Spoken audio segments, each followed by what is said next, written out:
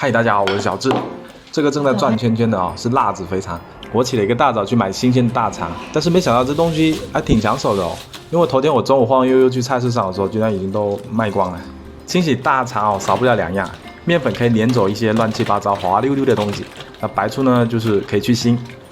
正面洗干净之后，我们再来反向套过肥肠，把里面一些肥油多的摘掉一些，但也要留一点。老先生说过，肥肠这个东西不能洗太干净，否则就没内味了。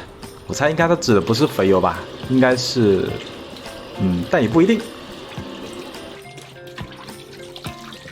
下面呢就很简单了，上高压锅，葱姜八角香叶桂皮花椒一起，再来盐巴料酒还有酱油以及老抽，加入清水后盖压它15分钟，一个字就是快。切一些青红辣椒还有洋葱块。抓1块钱的干辣椒节，还有花椒粒。经济条件好一点的朋友多来一点，这样炒出来的才香。别忘记这个菜叫辣子肥肠嘛。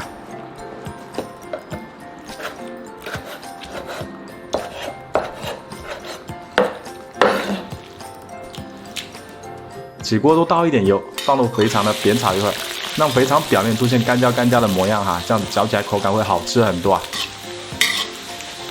肥肠沥油捞出来之后，把锅里的这些油也倒出来一点，不要太多油啊。放入葱姜蒜炒香，再来一勺豆瓣酱炒出红油，倒入干辣椒还有花椒呢，也炒出香味。再放入肥肠还有那些蔬菜啊，给它炒到断生。调味的时候放把盐还有味精、酱油，还有一点香醋从锅边淋入啊，颠炒。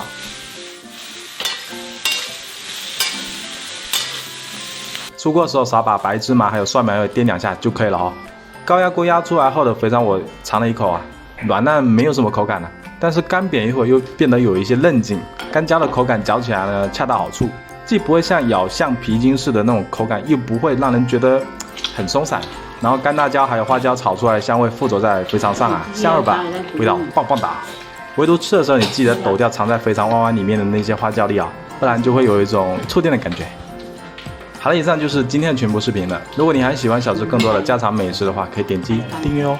那咱们下期再见，拜拜。